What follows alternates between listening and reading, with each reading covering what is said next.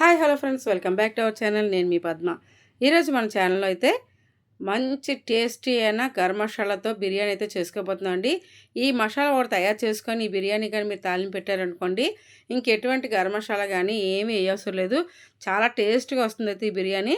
నేనైతే ఈ బిర్యానీని కేజీ బియ్యానికి కేజీ చికెన్ తీసుకొని అయితే ఈ బిర్యానీ అయితే ప్రిపేర్ చేశానండి. చాలా టేస్టీగా గుమ్మగుమ్మలాడుతుంది. ఈ బిర్యానీ చేయడానికి నేను బియ్యం అయితే జీరగా సాంబార్ రైస్ అంటారు కదా, జీలకర్ర సన్నాలు ఆ బియ్యాన్ని అయితే తీసుకున్నాను కేజీ. ఇది ఎక్కువగా బెంగళూరు, తమిళనాడులోని వాడతారు ఈ బియ్యాన్ని అయితే. చాలా టేస్టీగా వస్తుందండి. దీంతో రైతా, అలాగే వంకాయ పులుసు వేసుకొని తిన్నాం అనుకోండి, చాలా చాలా బాగుంటుంది. అలాగే ఈ బిర్యానీని పిల్లల బర్త్డే అప్పుడు కానీ, లేదా ఇంట్లో ఏదైనా అకేషన్కి ఎవరైనా గెస్ట్లు మన ఇంటికి వచ్చినప్పుడు కానీ చేసి పెట్టారనుకోండి, ఇది ఒక డిఫరెంట్ టేస్ట్ అయితే వస్తుంది ఈ బిర్యానీ. చాలా బాగుంటుందండి. చక్కగా రైస్ అయితే తిండి కొద్దీ తినాలనిపిస్తుంది బిర్యానీ. పిల్లల నుంచి పెద్దవాళ్ళ వరకు కూడా ప్రతి ఒక్కరు కూడా బయటని కొనుక్కోకుండా ఇంట్లో బిర్యానీ అయితే ఇలా చేసి పెడితే చాలా ఇష్టపడి తింటారు.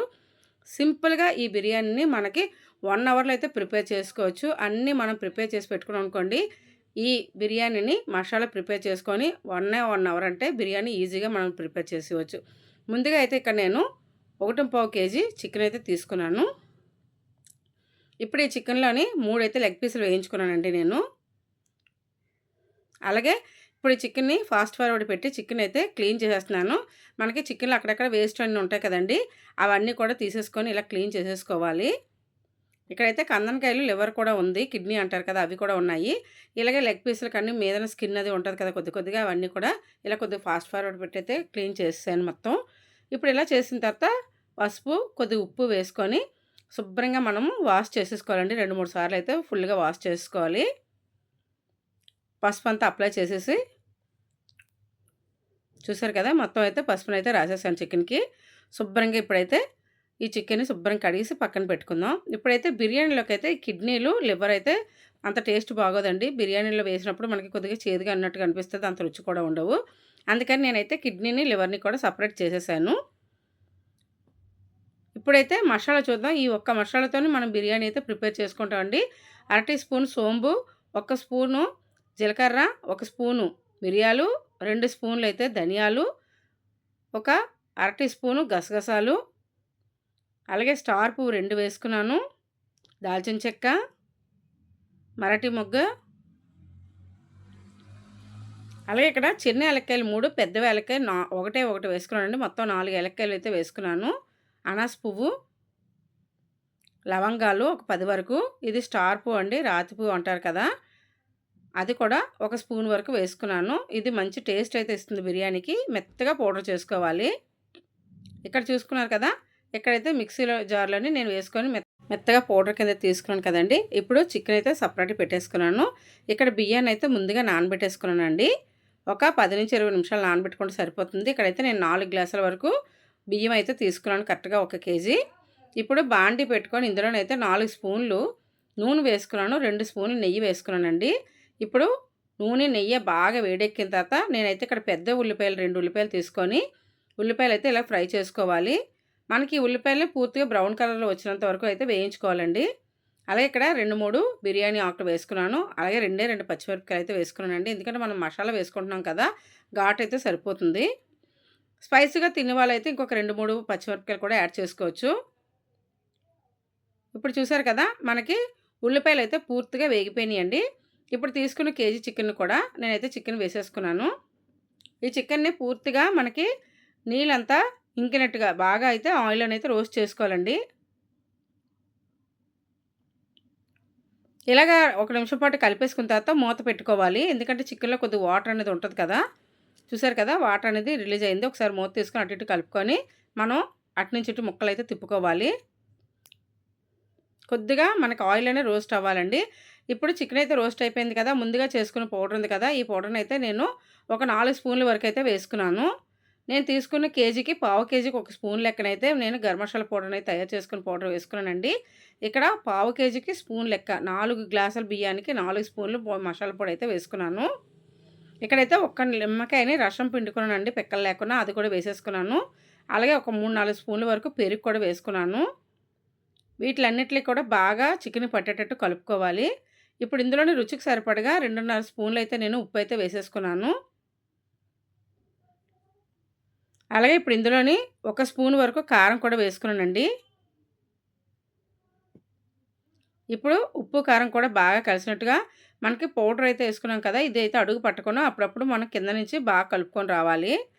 ఇప్పుడు ముందుగా చేసుకున్న అల్లం వెల్లుల్లి పేస్ట్‌ని కూడా వేసుకోవాలండి. ఇక్కడైతే 4 స్పూన్లు అల్లం వెల్లుల్లి పేస్ట్ వేసుకున్నాను నేను. పావు కేజీకి 1 స్పూన్ లెక్కనే అల్లం వెల్లుల్లి పేస్ట్ కూడా 4 చెంచాల వరకు వేసుకున్నానండి. ఈ అల్లం వెల్లుల్లి పేస్ట్ అప్పటికప్పుడు ఫ్రెష్‌గా చేసుకున్నామనుకోండి బిర్యానీ టేస్ట్ కూడా చాలా బావుంటుంది. ఇప్పుడైతే కలిపేసి మూత పెట్టుకున్నాం కదా! అల్లం వెల్లుల్లి పేస్ట్ పచ్చివాసన పోయినంత వరకు బాగా వేయించుకోవాలండి. ఇక్కడ చికెన్ ముక్క ఉడికిందో లేదో కూడా చూసుకోవాలి. ఇక్కడ బాగా కలిపేసిన తర్వాత కొద్దిగా కొత్తిమీర, పుదీనా కూడా చిన్నగా చాప్ చేసుకున్నాను. అవి కూడా వేసేసుకున్నాను. ఇప్పుడు పూర్తిగా వేగిపోయాయండి. పక్కన స్టవ్ మీద నేనైతే 4 గ్లాసుల బియ్యానికి 8 గ్లాసుల నీళ్ళైతే వేడి చేసేసుకున్నాను. ఇప్పుడు ఈ వేడి నీళ్ళని నేను 8 గ్లాసుల లెక్కకైతే వేసుకుంటున్నానండి. కరెక్ట్‌గా అయితే నేను 7 గ్లాసుల నీళ్ళైతే వేసుకున్నాను. ఎందుకంటే జీరగా సాంబార్ రైస్ మామూలు అన్నంలాగా ఉడుకుతుందండి. మనం నీళ్ళైతే తగ్గించకూడదు. కరెక్ట్‌గా ఉడకాలంటే మనం 8 గ్లాసులు కూడా వేసేసుకోవచ్చు. ఇక్కడైతే నేను 7 గ్లాసులన్నర వరకు వేసుకున్నాను నీళ్ళని. ఇప్పుడు ఒకసారి గరిటెతో అయితే కలిపేసుకోవాలి. సైడ్‌లో అంచులంటే మనకి బియ్యం ఉంటాయి కదా! ఎసరు బాగా మరగనివ్వాలండి. మూత పెట్టేసుకున్నాను కదా! ఇప్పుడు ఎసరు కూడా మరిగిపోయింది. ఇప్పుడు ముందుగా నానబెట్టుకున్న బియ్యాన్నయితే నేను స్ట్రెయినర్‌లో వేసేసుకున్నాను. నీళ్ళన్నీ పూర్తిగా వడకట్టేసుకొని ఆ బియ్యాన్నయితే మొత్తం ఇంగ వేసేసుకున్నాను. ఇప్పుడు ఈ నీటిలోని పూర్తిగా కలుపుకోవాలండి. ఎందుకంటే మనం బియ్యం వేసిన వెంటనే అడుగు పట్టే ఛాన్స్ ఉంటుంది. బియ్యం అడుగునైతే అంటుకుంటాయి. అలాగ అంటుకోకుండా మనము సైడ్‌నంటనే అడుగుని కూడా ఒకసారి కలిపేసుకోవాలి. కలుపుకొని మూత పెట్టుకోవాలి. ఇప్పుడు మూత పెట్టుకొని ఒక 5 నిమిషాలు అలాగ వదిలేసుకోవాలండి. ఒక 5 నిమిషాల తర్వాత చూసారా మనకి అన్నం అయితే ఒక ఉడుకైతే ఉడికింది కదా బిర్యానీ. ఈ బిర్యానీ ఇలాగ ఉడికినప్పుడు మనం ఒక్కొక్కసారి కలుపుకొని ఒక స్పూన్ నెయ్యి కూడా యాడ్ చేసుకున్నాం అనుకోండి, ఇంకా రైస్ అయితే మంచి అరోమా వస్తుంది. ఒకసారి అయితే కలిపేసి బిర్యానీని నేనైతే మూత పెట్టేసుకున్నాను. ఇప్పుడు మళ్ళా ఒక 2, 3 నిమిషాల తర్వాత చూస్తే బియ్యం అయితే ముప్పావు వంతు వరకు ఉడికిపోయిందండి. ఈ బిర్యానీ ఇలాగ ఉడికేటప్పుడు మనం ఒక్కొక్కసారి మధ్యలోనే కలుపుకుంటూ మూత పెట్టుకోవాలండి. ఫ్లేమ్ అయితే నేను పూర్తిగా సిమ్‌లో పెట్టేశాను. ఇక్కడైతే ఇంకొక 10 నిమిషాలైతే సిమ్‌లో పెట్టి వదిలేసానండి. బిర్యానీ అయితే మనకు ఆల్మోస్ట్ రెడీ అయిపోయింది. ఇక్కడ బిర్యానీ చూస్తున్నారు కదా! ఇది జీరగా సాంబార్ రైస్‌తో కదండీ! అన్నం అయితే ఇలాగే వస్తుంది మనకి బిర్యానీ రైసు. ఎప్పుడు కూడా మనకి బాస్మతి రైస్ లాగా పొడి పొడిగా రాదు. జీరగా సాంబార్ రైస్ అనేది ఎప్పుడు ఇలాగే ఉంటది. లాస్ట్ బిర్యానీ రెడీ అయిపోయిన తర్వాత మనం ఇలాగా అంతా తీసుకొని కలుపుకున్నాం అనుకోండి, బిర్యానీ అనేది చాలా టేస్ట్‌గా కమ్మగా ఉంటుందండి. దీంతో పాటు రైతా, వంకాయ కూర అలాగే సైడ్ డిష్ ఏమైనా స్వీట్ పెట్టుకొని గానీ పిల్లల నుంచి పెద్దల వరకు కూడా ఇంటింటి పది కూడా తినొచ్చండి. అలాగే న్యూ ఇయర్ సెలబ్రేషన్‌కి ఎవరైనా బిర్యానీ తయారు చేయాలనుకుంటే ఈ వీడియో చూసిన తర్వాత మీరు కూడా తయారు చేయండి. మీకు ఎలాగొచ్చిందని నాకైతే కామెంట్ రూపంలో చెప్పండి. ఈ బిర్యానీ అయితే ప్రతి ఒక్కరికి నచ్చుతుంది. నేనైతే బిర్యానీ అంతా కలిపిన తర్వాత కొత్తిమీర వేసుకొని ఒక 2 నిమిషాల పాటు మూత పెట్టేశాను. తర్వాత ఇప్పుడు సర్వింగ్ బౌల్‌లో వేసుకొని మనం సర్వ్ చేసుకున్నాం అనుకోండి, చూడడానికి యమ్మీగా తినటానికి కూడా చాలా టేస్టీగా ఉంటుందండి. తినే కొద్దీ తినాలనిపిస్తది ఈ బిర్యానీ అయితే. అంత బావుంటది. జీరగా సాంబార్ రైసు, అలాగే చిలకర సన్నాలని కూడా అంటారు. సన్న బియ్యం. ఈ బియ్యంతో కావాలంటే ఎప్పుడైనా ట్రై చేయండి. చాలా చాలా కమ్మగా కుదురుతుంది బిర్యానీ అయితే మీకు కూడాన. అయితే ఒక బిర్యానీకి మాత్రం మీరు మసాలా మాత్రం ప్రిపేర్ చేసుకోండి. ఆ మసాలా ఒకటి ప్రిపేర్ చేసుకుంటే మీకు అయినా టేస్టీ అయిన బిర్యానీ అయితే మీరు కూడా చేసేయవచ్చు. చాలా సింపుల్‌గా, ఈజీగా చేసుకోవచ్చు. చూస్తున్నారు కదా! మనం బయటన కొనుక్కునే బిర్యానీ కన్నా మన ఇంట్లో చేసుకునే బిర్యానీ అయితే చాలా టేస్ట్‌గా ఉంటుందండి. అలాగే ఇప్పుడు నేను చేసే బిర్యానీ అయితే మీకు నచ్చిందనుకుంటున్నాను. నచ్చినట్టయితే లైక్ చేసి, షేర్ చేసి, సబ్స్క్రైబ్ చేయండి. మన ఛానల్ సబ్స్క్రైబ్ చేసుకొని బెల్ అనే ఆప్షన్‌ని ప్రెస్ చేసుకోండి. అప్పుడే నేను పెట్టే వీడియో నోటిఫికేషన్ మీ వరకు చేరుతుంది. Thank you for watching. Bye.